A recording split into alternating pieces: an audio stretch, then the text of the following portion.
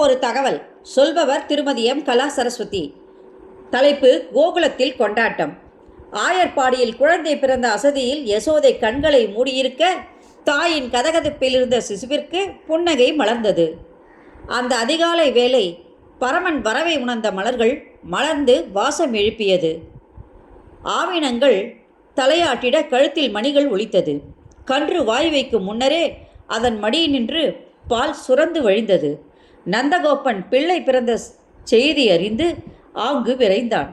ஸ்தானம் செய்து அலங்கரித்து கொண்டு அந்தணர்களை அழைத்து ஸ்வஸ்தி வாசகம் செய்து ஜாதக கர்மாவை நடத்தினார்.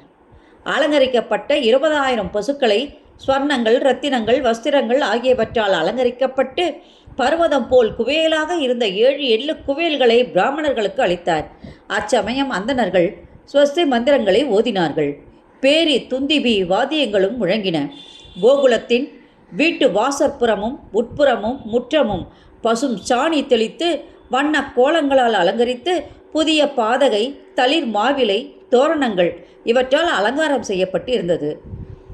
ஓடுவார் விழுவார் உகந்து ஆளிப்பார், நாடுவார் நம்பிரான் எங்கூற்றான் என்பார், பாடுவார்களும் பல்வரை கொட்ட நின்று ஆடுவார்களும் ஆயிற்று ஆயர்பாடியே என பெரியார்வாள் பாடியது என் கண் முன்னே நிழலாடியது. இளையர்கள் யாவரும் விலை உயர்ந்த ஆடை அணிகலன்கள் அணிந்து பலவித பலகாரங்கள் செய்து பிறந்த குழந்தையை காண ஆவலோடு நந்தகோபன் மாளிகை நோக்கி நடந்தனர். பாலகனை பார்த்து நெடுங்காலம் வாழ என வாழ்த்தினர். பல வகை வண்ணப் பொடிகளை ஒருவர் மீது ஒருவர் வாரி இறைத்து பூசிக்கொண்டு கோகுலமே வண்ணமயமாக திகழ்ந்தது. வசுதேவர் மனைவி ரோகிணியும் தன் மகன் பலராமனோடு இந்த கேளிக்கையில் கலந்து இன்புற்றாள். மகாலட்சுமியும் இவர்களோடு சேர்ந்து மகிழ்ந்து இருந்தாற் போல கோகுலம் செழிப்போடு லட்சுமிகரமாக விளங்கியது. அதே நேரம் பகவான் தாய் யசோதையின் அணைப்பில் எந்த கவலையும் இல்லாமல் உறங்கிக் கொண்டே தன் மனதிற்குள் இதற்காகவென்றோ இங்கு நான் பிறந்தேன் என்று சொல்லி மகிழ்ந்தான். நன்றி.